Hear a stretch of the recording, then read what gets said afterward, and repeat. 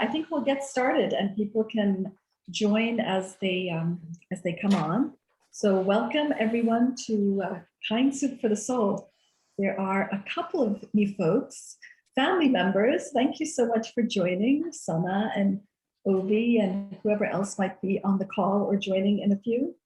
Welcome. So this is something we do every Monday at 5:30, and we have been doing this for almost 2 years, I think. It's something that a year and a half, and something we came up with during the pandemic when we couldn't get together as we usually do to do good in our community.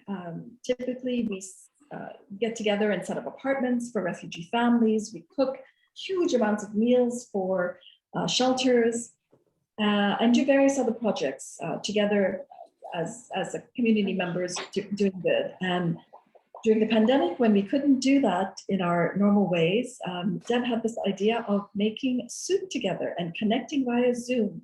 And it's turned out to be so heartwarming in so many ways. Not only are we making soup and serving people in need, but we're connecting with each other and just forming a sense of community in a different way. And so you can find us here at this Zoom link every Monday at 5:30. So join whenever you can.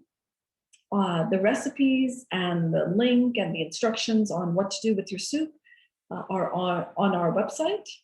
And so we would love to have you join us whenever it makes sense. And we hope you enjoy today for the ones who are new to the call. Welcome, Rama from Karama. Welcome, everybody. It's so good to have you. So today's soup is, well, it's soup and stories. So I'm taking this occasion to introduce Daal, which is a red lentil soup. It's a traditional recipe from South Asia, from Pakistan, from India, from Bangladesh, and it's comfort food. It's quick and easy, delicious. You can have it in a bowl as a soup, or you can put it over rice, which is how traditionally we have it. And in addition, I thought we could just share some stories because today is a special day for me. My second book just arrived, just arrived. So I look forward to showing that to you and sharing that with you. And I'll tell you more about it as we go along. So right now, I hope many of you have soaked your lentils. Have you? Show of hands. Soak your lentils? Yay. Okay. So that just helps the cooking process. And I'll show you, I think most of you have these red lentils. You know, there are so many different kinds of lentils to cook with, and this is called masoor, red lentils, and you can get them at the grocery store. These, I usually buy my lentils and spices at an Indian market. So usually you cook about a cup of these. We increase our quantities so that we can package in quart-size containers, freeze them, label them, and take them to various places, including outside my home. I think it'll be up and running, my freezer. And then those soups go to refugees, particularly to Afghan refugees, if they are halal, like this one is.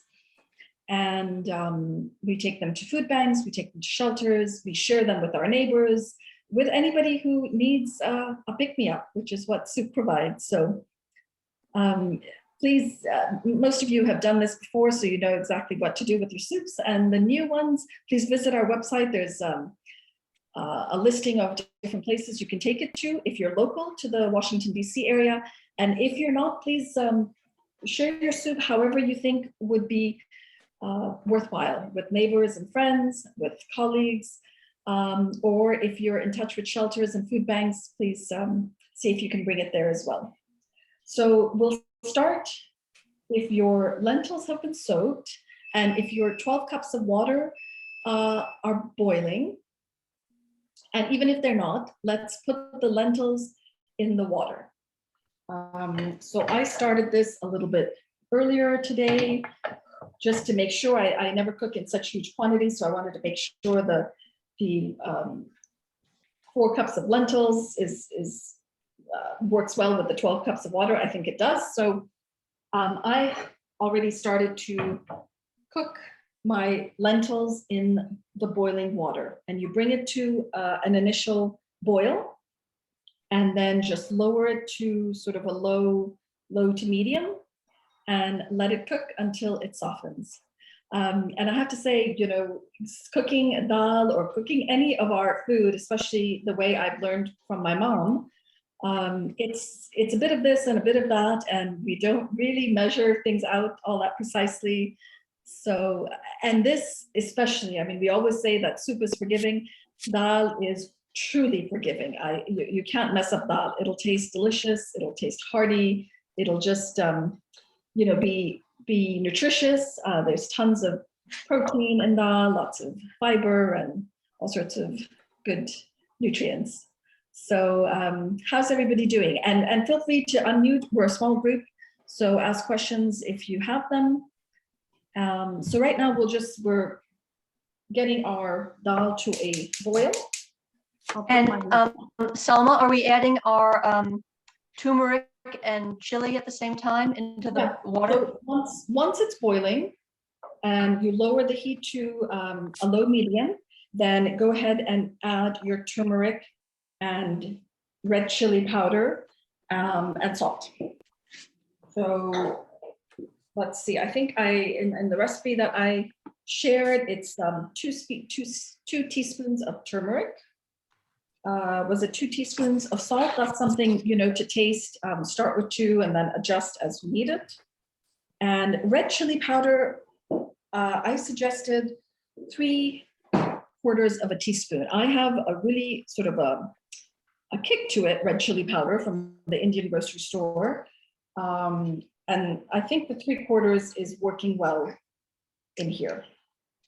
So again, adjust that as your chili tastes allow.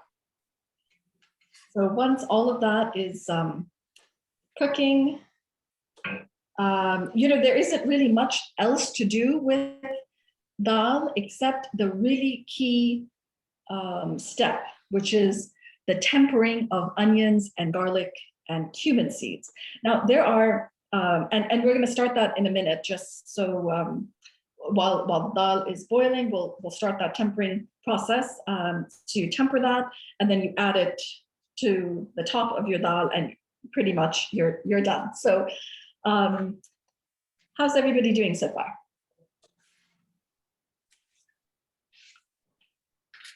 Jason, is that you? How are you doing, Jason? My nephew's on here. Yay. I'm Mohsen, not Jason. Oh, that's Mohsen on there. Hi, Mohsen. Nice to see you. Rahma, how are you? Selma, I have a question about the onions and the tempering. So it sounds like normally, if we were making a smaller recipe, they'd be served, you know, on top of the dal. How do you suggest we package that when we're giving these away? Is this going to be something that will just be added to the dal and kind of mixed it all together? Yeah, absolutely. We'll add it once the dal is cooked. We'll add it on top as we normally would, and we'll just mix it through so that, you know, there's a little bit of onion, garlic, cumin seeds in each of our what we package. So that's not a problem. It doesn't need to stay just on top. Okay. Yeah. When we're talking about packaging, do you want us to make rice? Oh, wow. Now you're getting fancy, Marge. No, I'm not. You know, I'll leave it to each person. I think it'd be lovely to have maybe a Ziploc bag of rice to go with it, and rice freezes fine as well. So not to mix with the dal, but keep the dal in the quart-sized container. And then if you'd like to include a Ziploc bag of white rice, that would be great. You know, I take my stuff to Up County, and giving them a bag of rice and a container is not going to work. If I make rice, I'm going to put it in the bottom of the container and put the dal on top. It's too hard for them. They do hundreds of bags. But you know what else, Marge? They, in their food boxes that they deliver rice. So just put on your label, lovely served over rice. And they can make their own rice to serve, you know, that Okay. Okay, Okay, thanks. sure. Yeah, I think that's a good idea. Do we need to, do you usually cover it while it's simmering or leave it uncovered? I don't. I've seen so many recipes. It's amazing that there are so many variations to dal. It's such a simple thing. I thought, this is the way everybody does it, the way my mom does it, and it's taught me to do it. But there are actually many variations. Some recipes say to cover it. I usually just leave it open and let it cook. So I don't think it really makes a difference. Some people fry tomatoes and several other powdered spices, like cumin and coriander and the red chili. They fry all of that. I put the dry spices in the dal as I'm cooking it. So again, with this, I think it's all gonna turn out great. But I like that idea, and I think maybe when I do my onions and garlic, I just might add cumin because I love cumin so much. Yeah. So am I free to do that? Yeah, absolutely. So cumin seeds, if you have it, Betsy. I have the cumin seeds. Right. So we will be adding cumin seeds to our tempering. Yes. In fact, we can start that process if everybody's dal is sort of cooking. We will, and if you have your onions sliced, or if you don't, please start slicing your onions. I had one very large onion, and I think that is going to be sufficient for me. Slice it thin and sort of in half, and then very thin slices.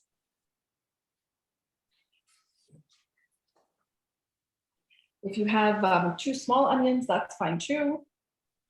I mean, for me, onions and garlic, you can Never. add a little extra and it's all good.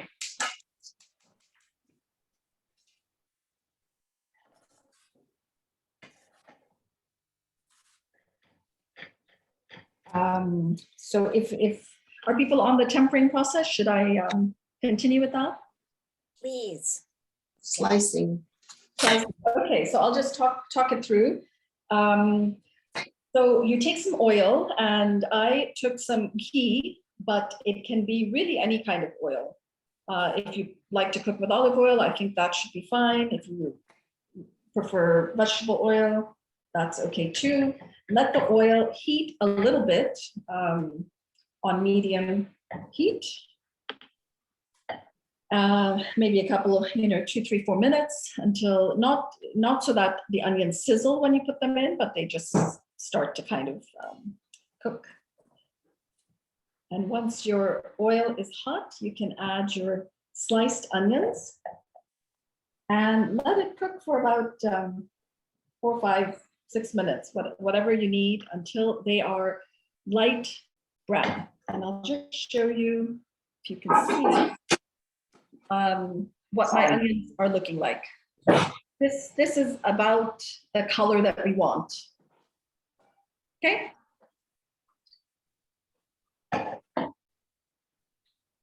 So that takes a few minutes. And once the onions are sort of light brown, soft, translucent, then we'll add the garlic. And at the end, we will add the cumin seeds, because the cumin seeds burn very quickly and easily, and the garlic cooks much quicker than onions. So it's just sort of a step process.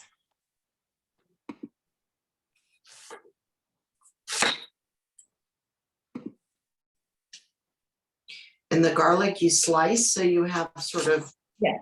Yep. Slice slivers. Yep. In there. Yeah.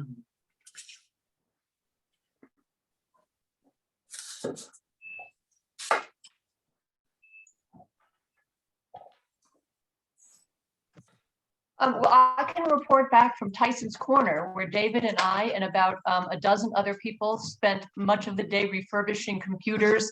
They had about 450 computers, some of which are going to the computer graveyard. but many of which will now be wiped clean so that they can be part of the providing up for the apartments and homes for our refugee families. And it was really a great time.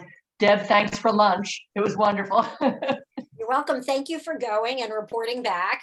And That's amazing. many of you might be Deb. able to see a small clip about that experience on NBC later tonight. And, Oh, very came nice. out and did a little bit. Deb, can Did you? a good job, the reporter. Good. So we saw it on the 11 a.m. news. They had a little clip at the very bottom of the show. Yeah. But she did a nice job. Oh, good.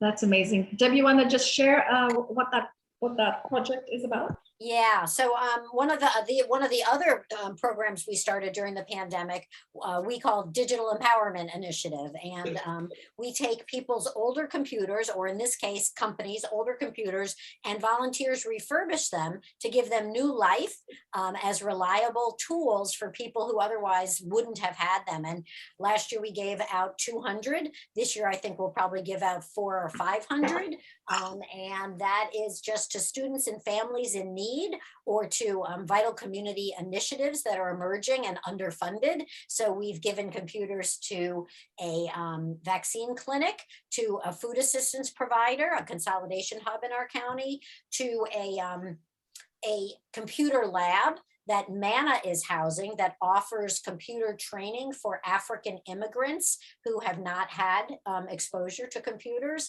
And we just supported a new lab at a long-term housing facility for Afghan refugees, a computer lab for them to use. So we've just really found a way to use things that people were going to otherwise throw out, prevent them from going, wasting electronics, and instead reducing the digital divide. So we're really proud of the project. And we hooked up with a company over at Tyson's a couple of months ago who didn't want to throw away their old computers, and they had quite a lot, and instead helped us find a way, worked with us to find a way to make over 400 of them available for our project. So Deb, how did you make the connection with Seavent? How did that happen?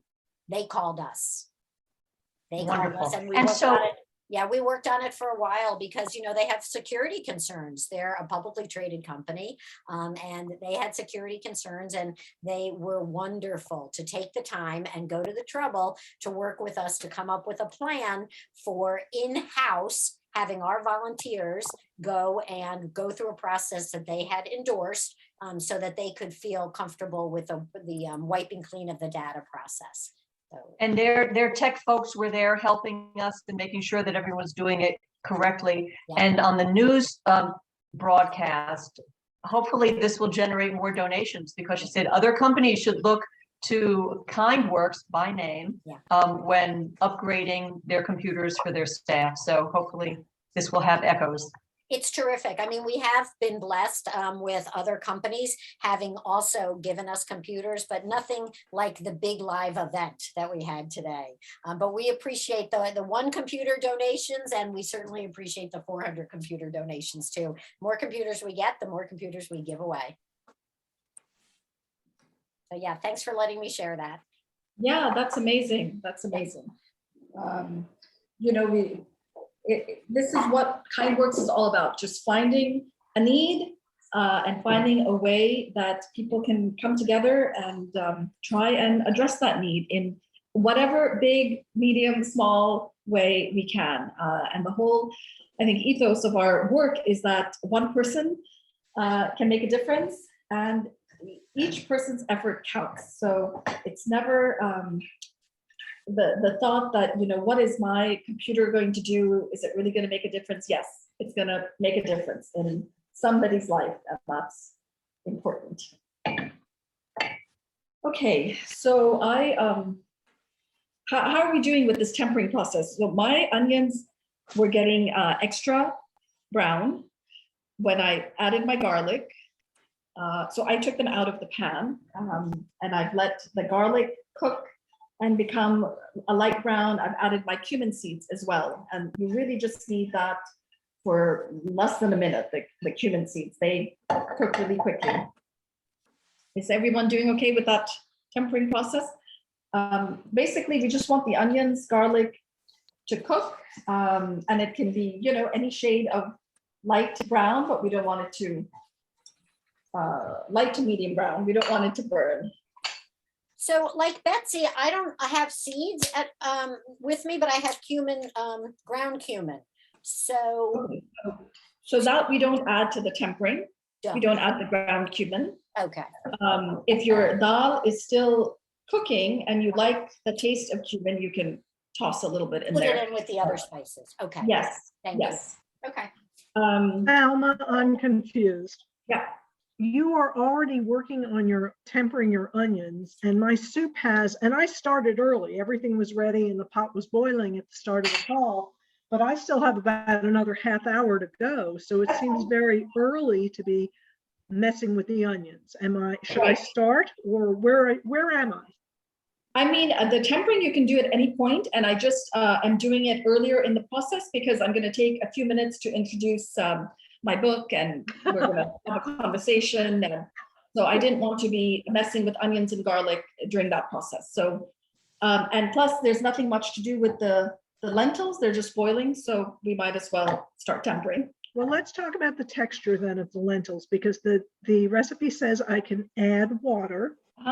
And I don't know at what point I really add water. So I'm about halfway through my tempering, and they are, red lentils always get mushy, but they're kind of a loose porridge, if you will, at this point. Is it time for me to add some water? No, I think they will just keep cooking them. And so I soaked did you soak your lentils? Yes, I did. For about half an hour or more? Probably closer to a half an hour, maybe 25 minutes. Yeah, okay, I ended up soaking them for probably an hour. So mine cooked much more quickly. I mean, it doesn't really matter how long you soak them. It just either speeds up the cooking process or not. So my lentils cooked very quickly, and they are let's see, what consistency is it? I guess, it's a soupy consistency. Can you show us your your lentils because I'm same question, how much water should there really be still, kind of thing? Okay, let's see, can you see? Can you scoop them up and drop them so we can see them? Yeah. The spoon has to be a bit higher. Okay, let me get a ladle. A little higher, yeah. Okay. Now pour them out so we can see them pour. Oh, I think I need more water. Okay. Thank you. Yep. So this is the consistency really that we want for dal, to have it over rice, and really to have it over soup. I mean, I prefer it my soup a little thicker than more liquid. So this will work both ways. And what I'm going to do is add tomatoes. So when you have about 15 minutes to go for your dal to cook, you can add some chopped tomatoes. It's optional, but it's nice. It adds to the fresh taste. So like, as I'm looking at mine in my pot, it's measuring at 4 quarts. That doesn't seem like enough. What is? All of the liquid and the lentils. It's with the 12, 13 cups of water and the lentils, I have 4 quarts of soup. I don't know. I can't really picture that. It's No, we want more like 6. You can add maybe another cup or 2 of water. It's just not making very much. Yeah, but it seems like you quadrupled the recipe. Is it normally like a half a cup of lentils to start with, kind of thing? It's usually 1 cup, and yeah. All right, 1 cup, and then you did 4. Got it. Yeah, thank you. And the thing is, soup, you have like a big bowl of soup. Lentils, you don't have as much as you would soup, especially if you're having it over rice. You're just putting sort of 1 ladle, over your rice. Okay, I've added my tomatoes. I'll just let that cook on a low for 10 minutes or so. And then I like cilantro. This is, I guess people, their tastes differ. So I'm gonna add cilantro right at the end and just mix it through. Everybody good?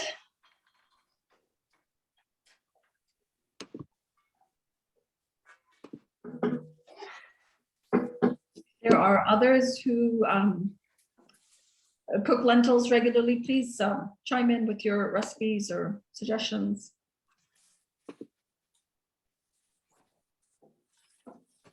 Is this is everything going okay? Any questions with any of the instructions so far? Is this a good time to pause and share a video with you guys? Sure. Okay. So as I mentioned right at the beginning, my second book, it's a journal, came out just a couple of hours ago. And it's called the 30 Days Journal. And as you may know, this is the month of Ramadan. We just started that on Saturday.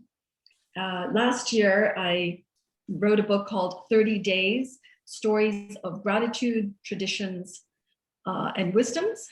And it's a collection of personal stories. Some of them my own and family members, others of interesting musicians and artists and humanitarians, and others sharing personal stories around themes that are central to the month of Ramadan, but that are also central to all of our faith traditions and to just us as human beings. I think all of us, we are grateful for so many things, and we want to express that gratitude. We value our traditions, our faith traditions, our cultural traditions, and we want to pass those on to our children and our families. We value wisdoms from our elders. So that book, which I launched at this time during Ramadan last year, I think it sort of touched people and did what I was hoping it would do, which was encourage people to think about their own stories.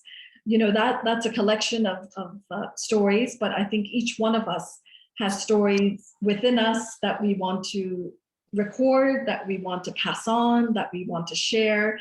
And so it just inspired me to do this second book, which is a 30 Days Journal. And it's a place where you can capture your own stories, your everyday stories. So many people, as I was launching this book and doing workshops and traveling, sharing the book in many corners of the world, people would say, but my life is ordinary. I don't have a story that is so compelling or so magnificent. And actually, that's the point. It's our ordinariness that connects us to one another. We each lead lives that are full of things that we value. And that's really what this project and what this effort is about, that our lives have meaning, and it's the stories of our lives that give our life meaning. You don't have to have achieved something extraordinary to lead a meaningful life and want to capture your story in a journal. And I just, I'm a storyteller by profession, a writer, and this is my life's passion. I think it's so important that we take a few moments to really think about what we value and what we want to pass on, and what are the stories that make us who we are.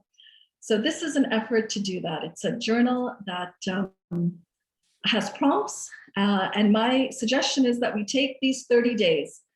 Any 30 days is fine, but since it's being launched now, it's something that we can do together as and just share stories together. So with that introduction, I'll just ask Deb to play this 2-minute video, give you an idea of what this effort is about.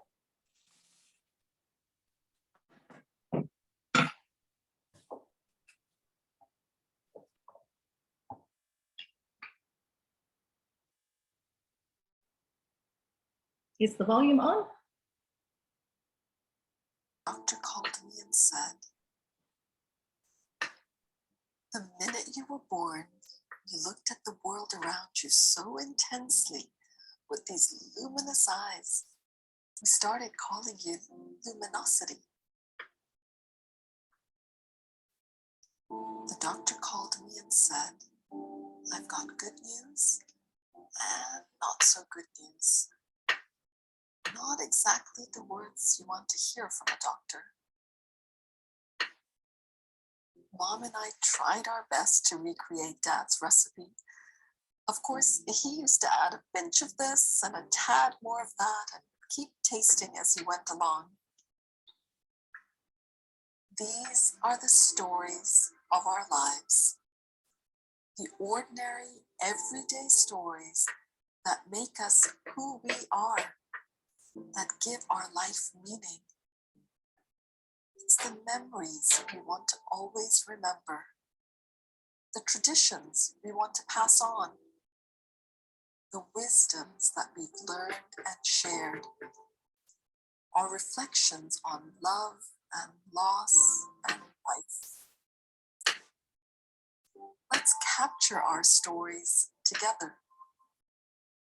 During these next 30 days, take a few moments to reflect, really reflect, and write some thoughts in this journal. Use the prompts or share whatever's in your heart.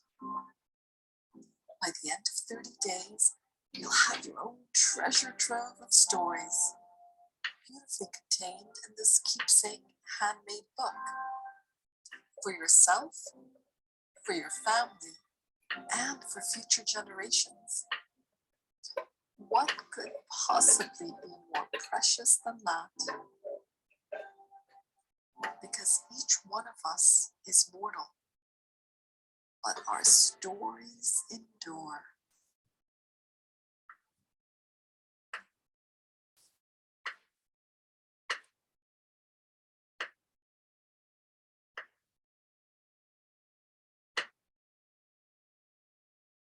How lovely. Thank you. Could everybody hear that okay? Yeah? I'll put the link in the chat to the YouTube, because if you're busy cooking right now and you want to watch it later. Thanks. Salma, what an inspiration and a reminder of the value of our stories. What a beautiful concept. Thank you so much. Oh, thank you, Betsy. Thank you. So yeah, I'll just show you what it looks like. As you saw, it's kind of neat. It's a cardboard cover with a 30 cut out, die cut, if you can sort of see. And each book is handmade, and that's kind of what I want for these books. I just think story keeping, storytelling, story seeking is so important, and I want the books themselves to feel unique and just elegant and like a treasure, you know. So this book comes sort of in a pouch where you can keep it safely, and there are prompts for each day of the 30 days, and there's some beautiful art, and there's some poetry by Rumi. So I hope some of you might think about writing your stories, and you don't have to get the journal necessarily. I'm going to share a prompt every day on my social media, on my Instagram and on Facebook. So think about what you'd like to share. And part of the book, there are postcards. And the idea is to get to know somebody that you have been meaning to get to know, and sort of share an aspect of your story in the postcard and just send it to them. There are 5 or 6 postcards as well. So I thought we could share today, maybe I could read a prompt or two as our dolls cook. And I'd love to hear from you all. So some of these are thoughtful questions, but let's start with this one. What are some everyday things or simple pleasures that you're grateful for? Also, what makes you smile?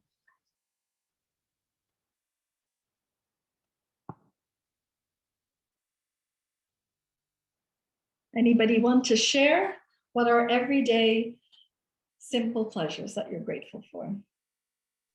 I mean, I think eating and cooking and feeding other people is one of my most joyous, simple pleasures. Absolutely. And I think for me, really, this community is, and Kind Works in general, and particularly this Kind Soup sessions, you know, it's been amazing during a time when we haven't been able to see each other at the start of the pandemic and for over a year, to be able to just connect in our kitchens, you know, which is sort of the warmest place in the house, and see you all in your kitchens has been definitely a pleasure and something I'm grateful for. What brings a smile to your face?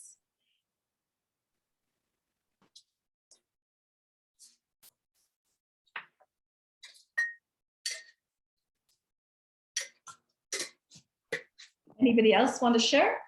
Some of you, well, I guess all of us with children who are not children anymore, there's always that moment when the phone rings and you wait to hear their voice to make sure that nothing is wrong.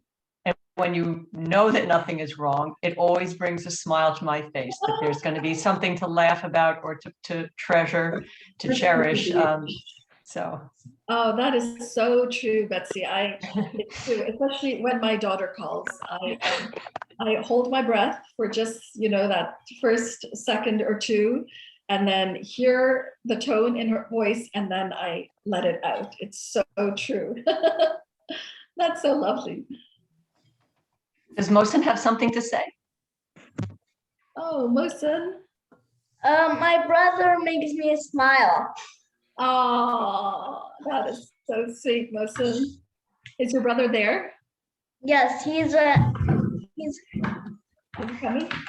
Hey, Jasim. Now he makes all of us smile. Thank you for sharing. That's so cute. Mohsen or Jasim, do you want to talk about this group hug thing that you started in your family? I think that's your grandparents were telling us about it this weekend. And I think it's so lovely. What is that, Mohsen? What's this tradition that you have? That's a yes. So do you just hug each other as a family? Like that's your group hug? Yes. And when do you do that? I do that when I'm at my grandma's house. Oh, that's so cute. Obi, how did that start? This is my cousin, everybody. Obad. Hi there.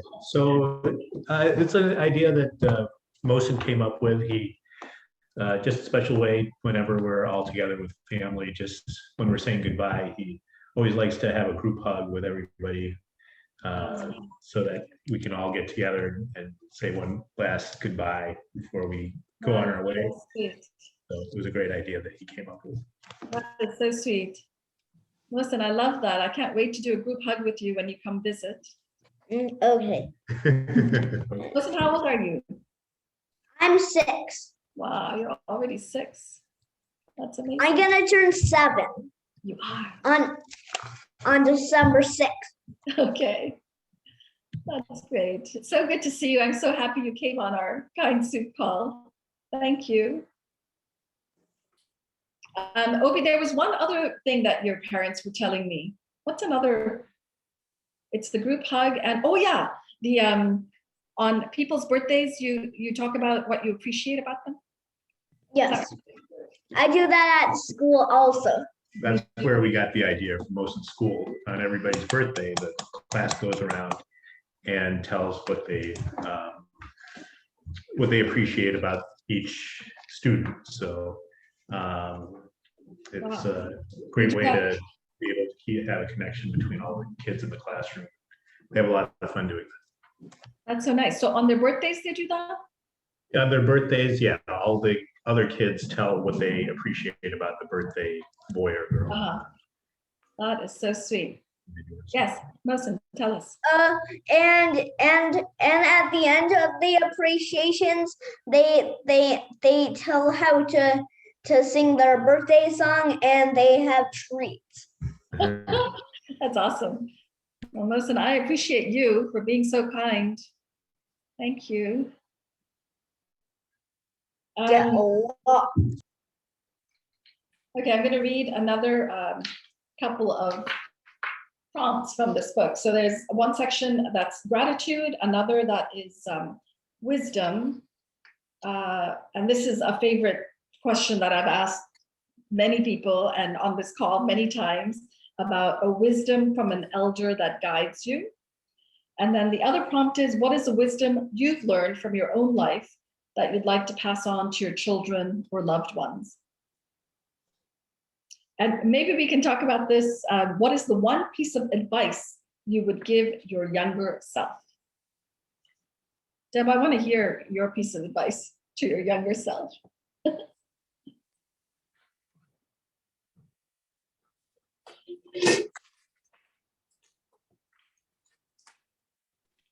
I think I would remind myself that even though I didn't know it at the time, I don't know nearly as much as I think I know. And that being more of a listener will serve me better more quickly than, I think that would be my advice to myself. Listen more and realize that there's a lot that you don't see, so you can't understand yet. That's awesome.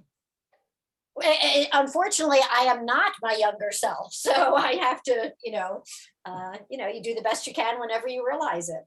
Right, absolutely. But that's great realization and advice to our younger you.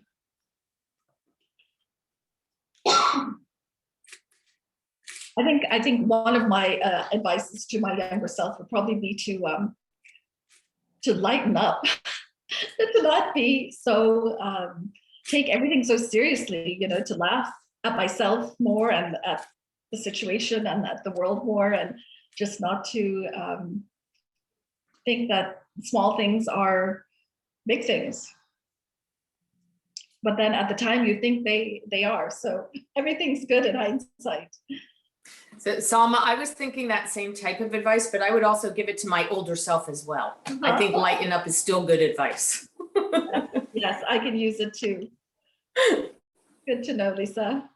Especially when we're making soup, because it is so forgiving. That's right. Speaking of soup, how's everybody's soup doing, or dal doing? Did the tempering work out for you guys? I'm glad, because I kind of went overboard on my tempering. It's a little browner than it should be, but it'll be fine. So I haven't added that yet. Do we just add that after the tomatoes to the soup?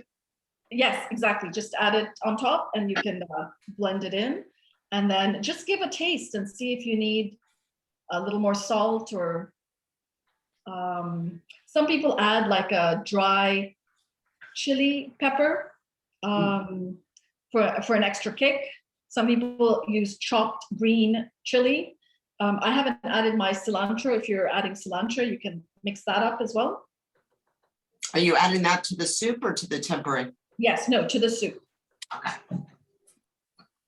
So it all gets mixed in. It doesn't have to be a topping. It's actually mixed into the Yes. dal. Yep, right. Mixed in. Yep.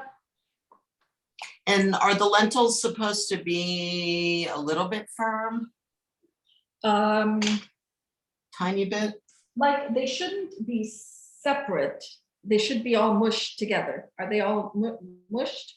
Like a soft porridge, sort of a more liquidy porridge? Kind of all blended? Yeah. Yeah, then we're good. You can still see them. There's texture, but it kind of looks like very loose oatmeal. Okay. That works. It's definitely cooked. If you want, mine is even more cooked than that. You can't really see the lentils. So really, at this point, it depends on your taste and what you prefer in terms of consistency. Gotcha. If I added more water, I would bring it to another boil and put it on low, and then it would be, a liquidier, soupier type of lentil. But I'm going to leave it like this because I'll likely have it with rice.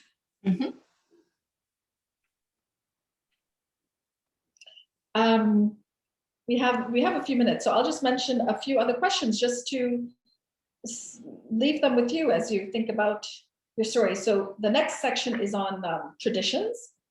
And one question is, what's a classic family story? A family joke or song or saying that everyone enjoys retelling? Another prompt is, what is one of your fondest childhood memories? And this one, maybe we can share on what's a family recipe that brings back happy memories. And if possible, write it down and make it with your family.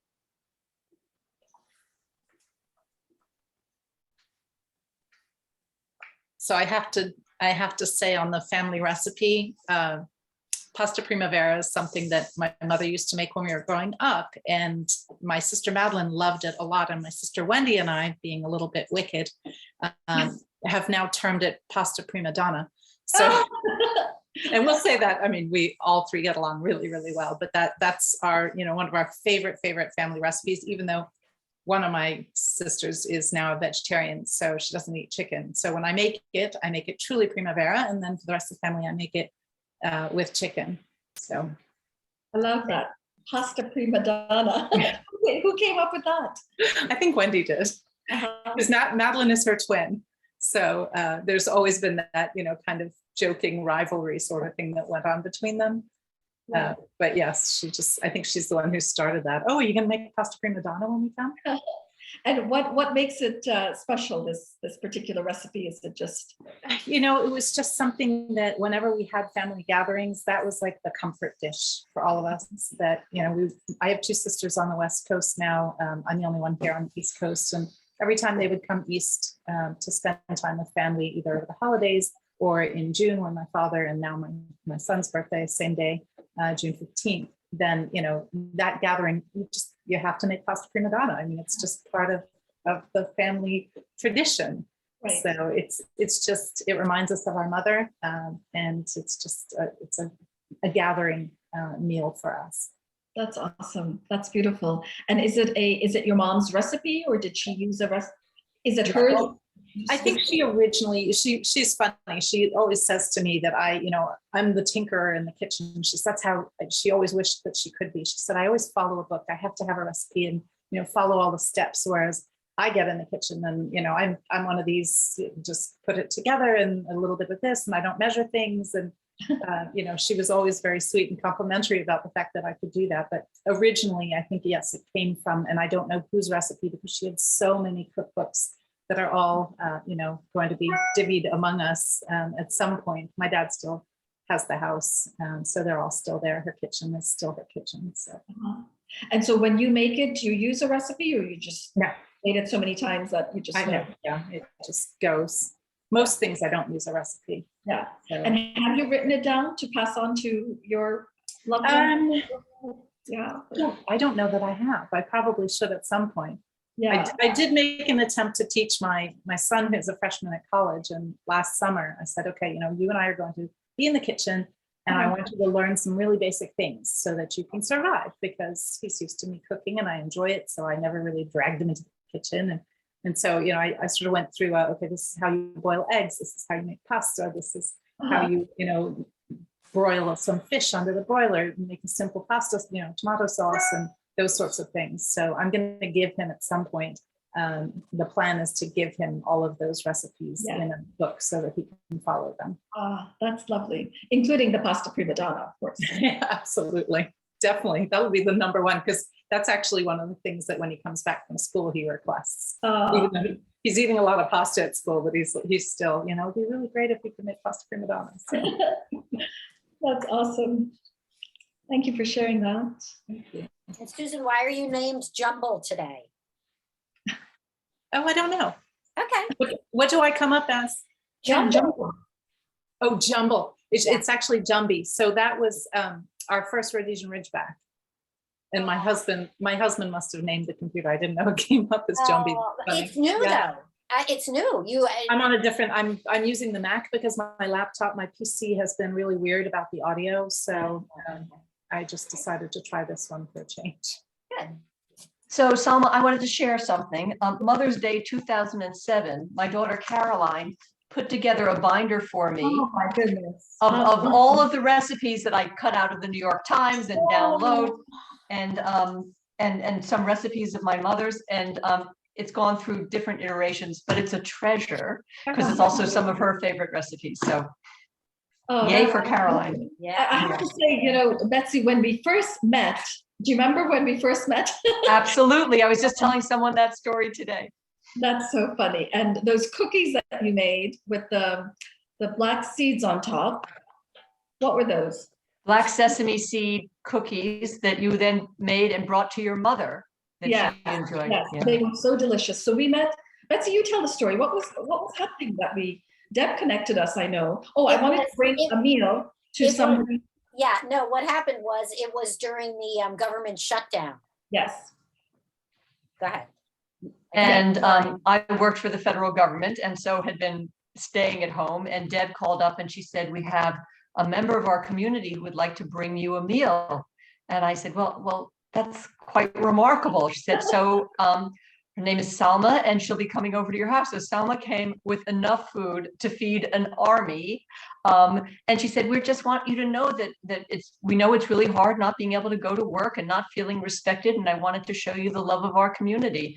And then we sat and had tea and ate these black and white sesame seed cookies and talked about our stories. And it was wonderful. And the rest, as they say, is history. Yes. I mean, we didn't know each other at all from until that moment when I brought food sort of, and we shared tea and cookies, and we've been friends ever since. And yes. Yeah, no, it's, and speaking of kindness, that's the next chapter in this journal. I'll just read you what I wrote here. To me, kindness is not a soft sentiment or a nice notion. It's a powerful tool for good. It involves first recognizing that every human being has a right to live with dignity, and then doing something about it. Kindness can be shared in so many ways, from a simple smile or an encouraging word to providing food or funds, but it always starts with seeing an opportunity to be kind and seizing it. We've all been shaped by other people's kindness towards us. What's one in particular that has helped you? We've all shared kindness towards others. What are some ways that you like to give back in your community? And then it has 5 prompts. So each of these sections has 5 prompts. And one of them is simply, what does kind mean to you? What does kind mean to you? I'll put it out there to our group.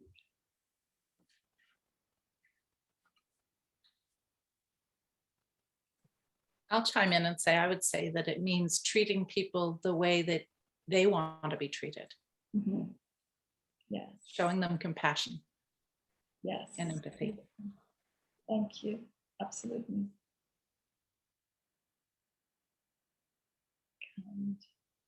To pick up on what Deb was saying, I think it's very much about listening.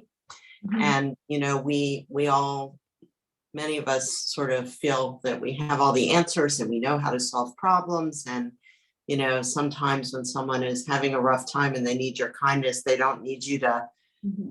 tell them how to fix their problems. They just need you to, you know, be with them and listen and understand, you know, that they're going through something. But you don't have to, you know, have the answers for them. Absolutely. It's so true. Thank you.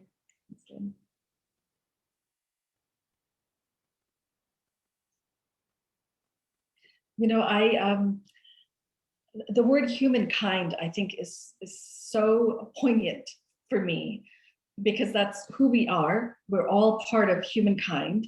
And the fact that the word kind is part of that word, I think, should be telling us a lot, that, you know, we are all the same within humankind, and the way forward is through that word in our very definition, through being kind, through kindness.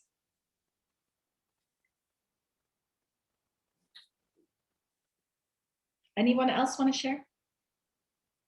Someone delivered soup to me recently, which was completely unexpected. I was pretty down and had mentioned that I was down. And I had actually just gone out to drop my soup off at the church on a Sunday morning. And when I got home, a few minutes later, there was a text saying, there's soup on your stoop. And it was not one of our soup makers, it was just a friend. And I just thought how, that was like very full circle and very meaningful. That is so beautiful. Yeah, it was good soup too. And did she or he know that you cook soup through us, or? Yeah, I think so, but not top of mind, really. I think it was just coincidence, and certainly the timing was totally ironic. Right. I was literally rushing around trying to drop this soup off, before it was too late. So. Lynn, what kind of soup was it? There were two soups. One I think was chicken noodle, but like a good, old fashioned chicken noodle, and the other was a gazpacho. Nice. And they were like very fancy soups that came from what's it called?